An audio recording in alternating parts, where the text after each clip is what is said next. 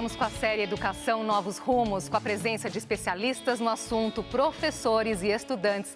Debatemos os principais desafios do ensino e a proposta de reforma em discussão no Congresso Nacional. Nosso tema de hoje é o ensino técnico no Brasil. Um robô eletrônico moldado e programado por estudantes, entre eles Gabriele. Não é à toa que ela optou por um curso técnico. Bem mais fácil quando você chega na faculdade e você já conheceu o que você vai fazer, o que você vai cursar também. Escolher um curso técnico não quer dizer dar adeus ao português, à matemática, à biologia.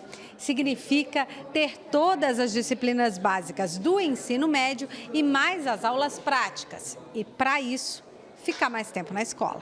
Puxado de ficar das 7 da manhã até as 3h15 da tarde. No Brasil, os estudantes podem escolher entre a escola tradicional e o ensino técnico. E a lista dos que aderem à profissionalização não para de crescer. O número de alunos subiu 72% entre 2008 e 2014. Hoje, são mais de 1.300.000 jovens. No Brasil, a gente tem o péssimo desvio, talvez cultural, de menosprezar o ensino técnico, não é? O único ensino valorado é o diploma da universidade. E aí o que a gente faz? A gente não tem o ensino técnico e tem milhões de jovens fazendo faculdades de qualidade questionável. O problema é que o país ainda tem poucas escolas técnicas. Segundo o Ministério da Educação, em 2014 eram 5.325. E uma vaga é quase tão concorrida quanto um vestibular.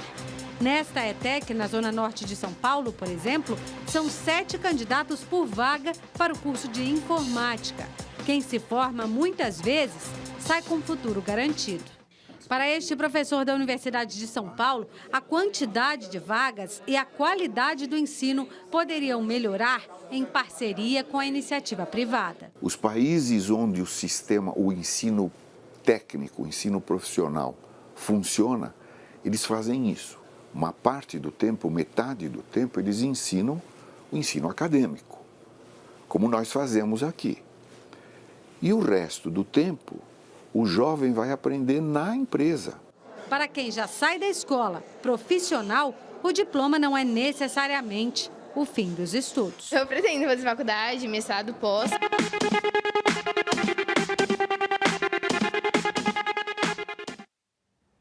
E para falar sobre o ensino médio no Brasil, recebemos o sociólogo César Calegari, membro do Conselho Nacional de Educação, Lisete Arelaro, professora da Faculdade de Educação da USP, a educadora Guilmar Namo de Mello, membro do Conselho Estadual de Educação, e Luiz Carlos de Menezes, físico e também membro do Conselho Estadual de Educação. E ainda a presença de professores e estudantes em nossa plateia, parte muito importante desse debate. Muito obrigada pela presença hoje aqui com a gente. Já que eu sou da Faculdade de SESI, que é a irmã prima do SENAI, que é uma das grandes instituições brasileiras, para dizer o seguinte: nós aprendemos, principalmente com os nossos colegas que trabalham com educação profissional técnica, que a formação profissional técnica não se improvisa, nem na Alemanha, como o professor acabou de dizer, muito menos no Brasil. Precisa ser uma coisa muito bem preparada, com equipamentos, com roteiros didáticos importantes. Então não tem improvisação. Nós estamos falando, de acordo com a proposta de reforma do ensino médio, de educação profissional, uma aproximação dos jovens com o mundo do trabalho, o que me parece que é uma coisa positiva, sem que a gente se iluda, que numa escola de ensino médio,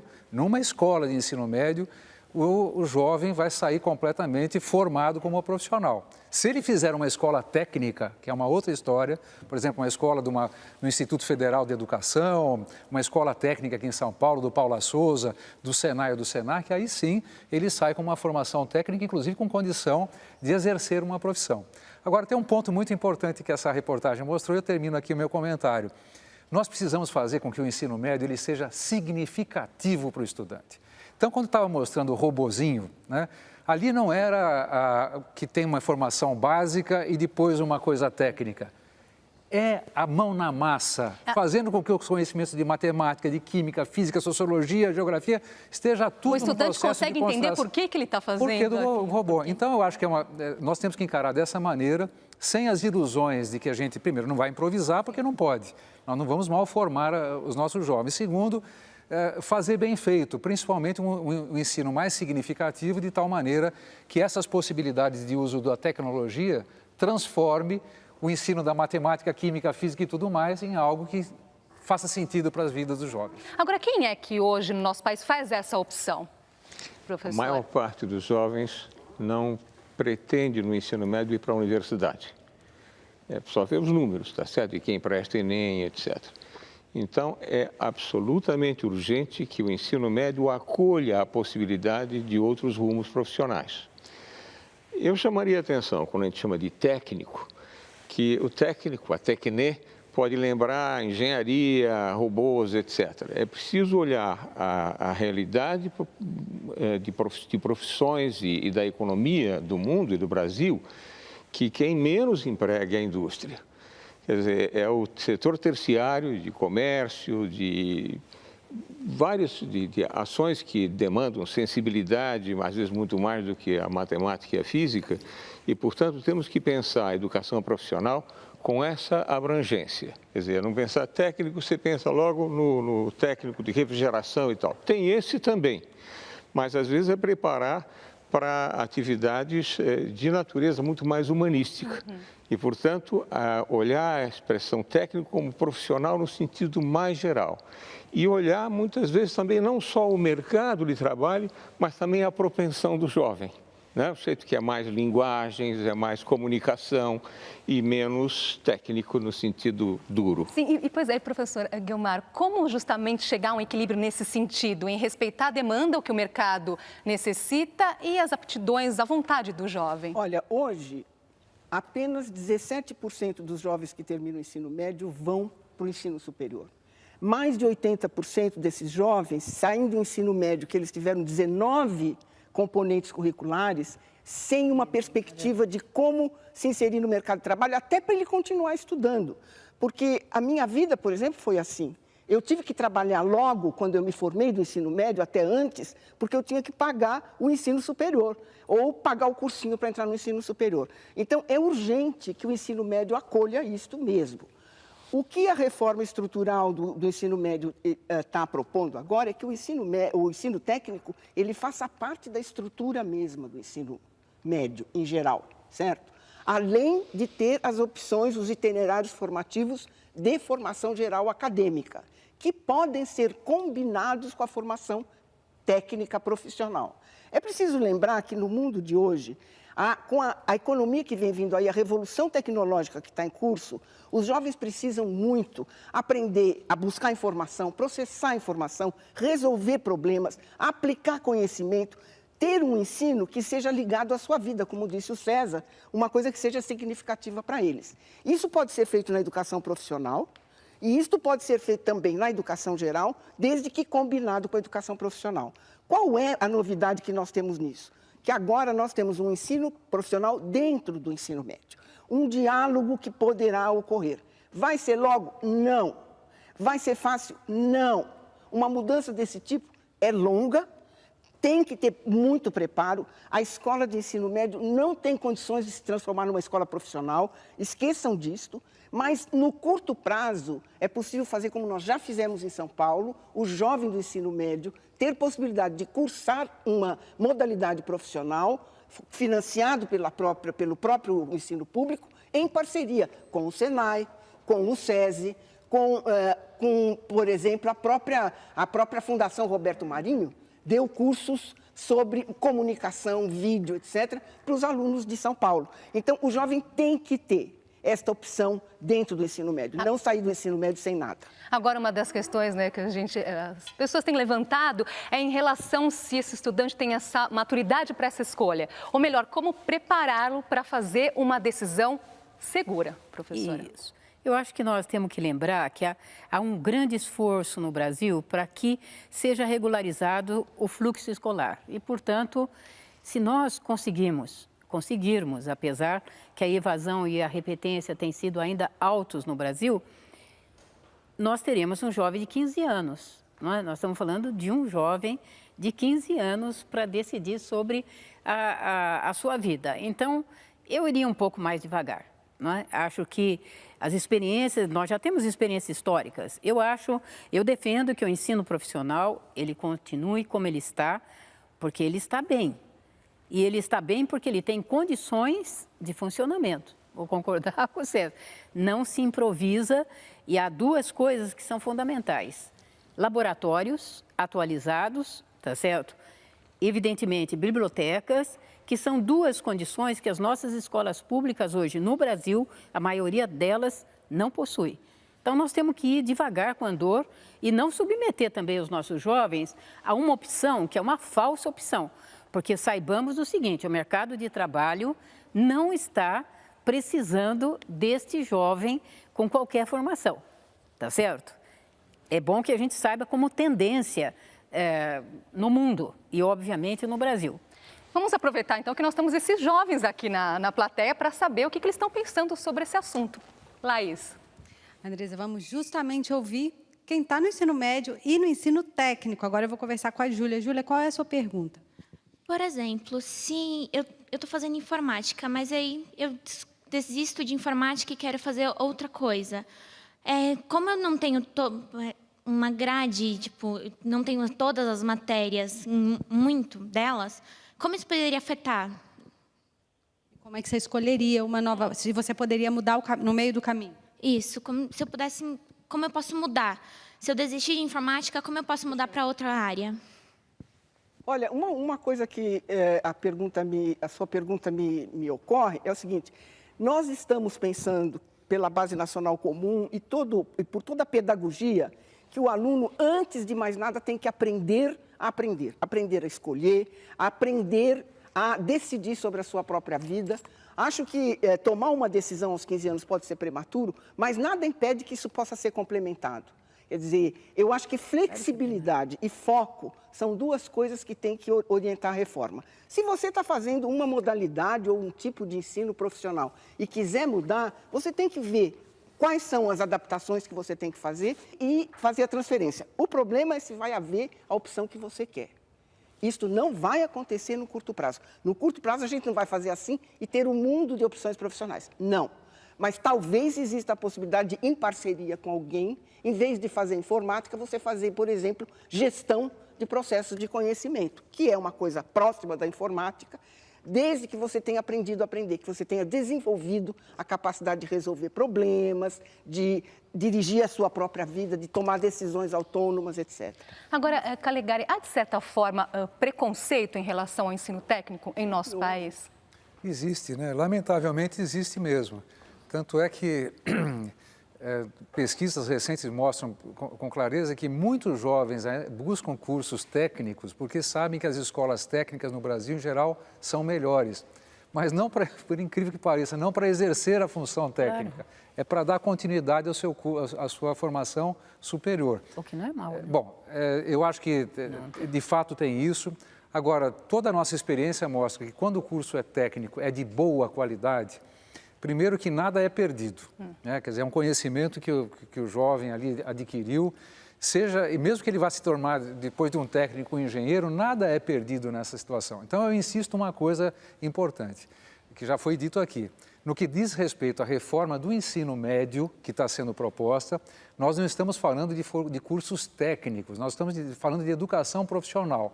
Uma primeira aproximação dos jovens, casado com a estrutura curricular que a escola vai decidir, com o mundo do trabalho, o mundo de fazer coisas, de inventar coisas, de transformar a natureza e tudo mais. Então, não vamos aqui criar a ilusão, né, de que nós estamos falando de opções, até acho que não se trata de opções prematuras, ninguém vai decidir como queria o professor. No caso da Alemanha tem isso, você tem que definir aos 14 anos de idade se eu vou ser engenheiro ou se vou ser um técnico de madeira, alguma coisa assim.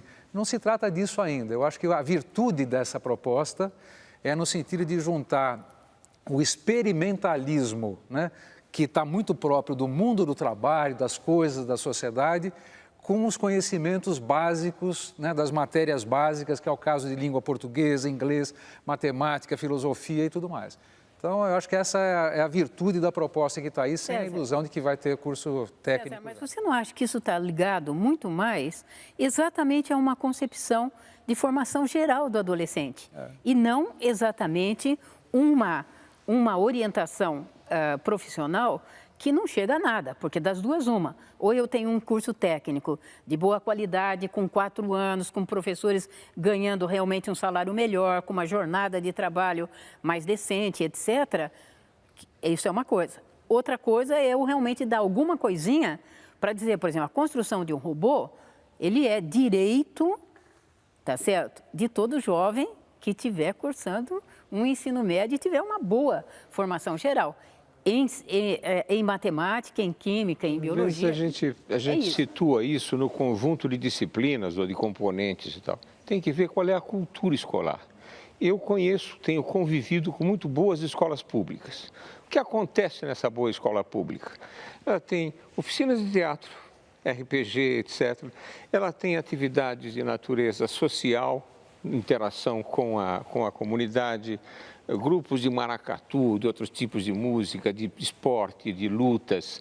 Então, a vida cultural na escola permite que o jovem se identifique, se ele é mais atividade com sensibilidade humana e tal, se ele é mais técnica, porque a escola é vida cultural, não é só ficar assistindo aula quietinho. É a formação do cidadão. Exatamente. Então, essa diversidade de práticas e algumas boas escolas de referência no estado de São Paulo que eu tenho vivido, e também no Ceará e em outros cantos, tem essa qualidade. Quer dizer, os jovens fazem coisas, não ficam só assistindo aula, eles não são passivos. Nós vamos precisar fazer uma pausa, nós vamos precisar fazer uma pausinha aqui. Também. Exatamente. Vamos fazer uma pausinha aqui na conversa para ir para um rápido intervalo e a gente volta já.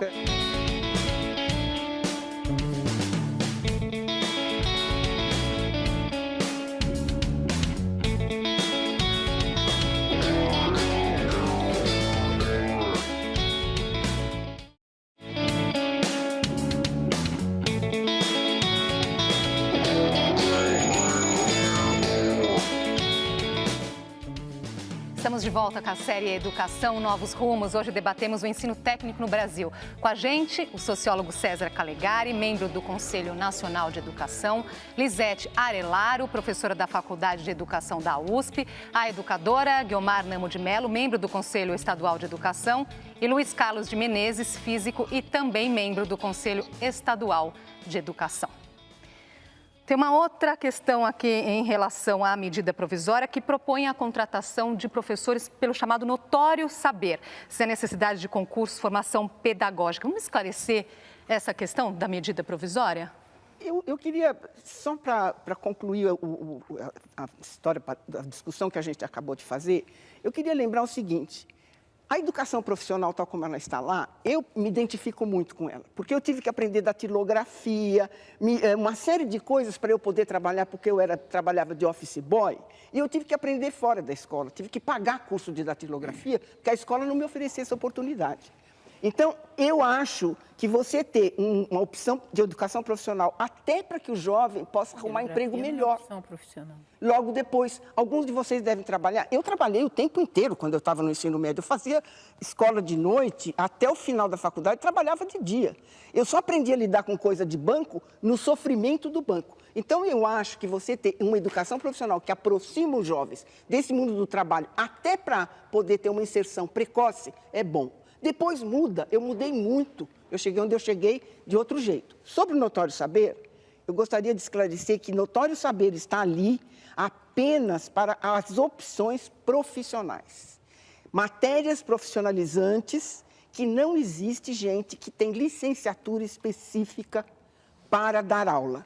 É o que acontece, por exemplo, no Centro Paula Souza. O Centro Paula Souza, que só tem ensino técnico, ele dá uma licenciatura curta, digamos assim, para professores que dão aulas no ensino técnico das disciplinas técnicas, que não são as disciplinas do currículo acadêmico. Agora, a quem caberá definir o que é o notório saber, Calegari? Eu tenho certeza que o Conselho Nacional da Educação vai ter muito trabalho no momento em que essa questão for definida, a começar, inclusive, de uma das coisas mais importantes que o Brasil tem que fazer agora, já estávamos discutindo isso, que é a Base Nacional Curricular Comum. Eu encaro que a existência dessa base, né, com um conjunto de referenciais de direitos de aprendizagem e desenvolvimento dos alunos, é um avanço para a educação brasileira, né? Porque quando você não enuncia um direito, ele não existe, então você tem que enunciar. Bom, eu vejo, entretanto, que tem muita coisa a ser regulamentada. Algumas coisas, como essa, inclusive, do notório saber, no meu modo de entender, nem precisaria estar, porque isso já é admitido na legislação brasileira. Eu até entendo, quer dizer, eu sou capaz de entender, não quer dizer que eu aceito. Vocês já me ouviram aqui que eu acho que o governo não deveria ter estabelecido esse tipo de iniciativa por medida provisória. Sim. Poderia ter feito isso na forma de um projeto de lei, feito as audiências públicas, quantas fossem necessárias, até permitir um amadurecimento de todos os que importam, que são os alunos e professores. Mas o Conselho Nacional de Educação, na medida que for receber a atribuição de regulamentar alguns aspectos dessa nova proposta, nós certamente vamos fazer as audiências, os debates necessários para que haja participação de todos. Professora? Então, eu tenho uma certa preocupação e confesso que eu não entendi por que, de repente, se deu esse destaque, né? Eu trabalho numa faculdade de educação e, obviamente, nós entendemos que as licenciaturas são o locus privilegiado para a formação de professores. É verdade que no Brasil nós já temos professores contratados sem formação específica. Este é um problema bastante sério. Agora, nós não temos professores contratados por uma razão que precisa ser levantada aqui e que, logicamente, a medida provisória não lida, que é exatamente, chama-se salário do professor. Nós formamos físicos, químicos, biólogos, matemáticos e profissionais de todo tipo em número suficiente. Só que, obviamente, eles não vão para o magistério, por uma razão, tá certo? Hoje, os nossos estudos mostram isso. Eu faço parte de um observatório de educação que há 8 anos estuda salário de professor no Brasil e hoje nós temos afirmado, denunciado e proposto medidas no sentido de que um professor no estado de São Paulo ou no Brasil inteiro, só vou falar de São Paulo porque nós estamos aqui, ele ganha, veja bem, ele ganha 65% a mais, de 40% a 65% a mais de qualquer profissão que ele exerça com a mesma titulação. Nós vamos aprofundar bem esse assunto dos professores, inclusive. Nós vamos ter um programa dedicado a isso mais para frente. Eu gostaria de tratar a questão do notório saber de outra perspectiva. Isso, mas se nós vamos produzir... Só terminar. Sim, pois não, claro. Só para terminar. Por isso mesmo, eu quero lembrar que professores de pedagogia, que se formaram em pedagogia, hoje dão aula de qualquer coisa no período noturno, inclusive do ensino fundamental. Então, é um problema sério, tá certo? Que me parece, introduzido na medida provisória, Luiz, pode representar um estímulo para que isso aconteça. Não uma restrição, eu estou olhando na perspectiva que nós estamos discutindo agora, que é educação profissional. Para você formar um profissional, você tem que ser profissional daquela área. Tá certo? Se você vai ensinar seu jeito a ser iluminador ou câmera, ele tem que ser iluminador ou câmera. Então, o que precisa, sim, nesse caso, e é óbvio, que para o sujeito de ser profissional, ser professor da profissão, ele precisa ter uma adequação, uma formação, ainda que mais aligerada, mas ele precisa aprender a lidar com o lado, digamos, pedagógico, mas precisa ser profissional. Então, eu vejo essa menção como importante. Se você vai trazer elementos profissionalizantes para dentro da escola média, é preciso, de fato, qualificar profissionais para serem professores e profissionais daquela especialidade. Se nós não fizermos isso, fica uma mentirinha. Eu me lembro de uma lei, 5692, de triste memória, que dizia que o ensino médio agora ia ser profissionalizante e criou uma farsa, porque você não trazia, de fato, os profissionais para dentro da escola. Isso vai ser um processo delicado, difícil, mas precisa ser promovido. Ou não vai ter educação profissional. Olha, Laís está chamando aqui a nossa atenção, que a plateia tem muitas perguntas, Laís. Beleza. Muitas perguntas. E já que a gente falou dos professores, vamos ouvir quem daqui a pouco está dentro da sala de aula. É o caso da Natália. Qual é a sua pergunta, Natália? O que os senhores esperam para o futuro com essa educação tecnicista?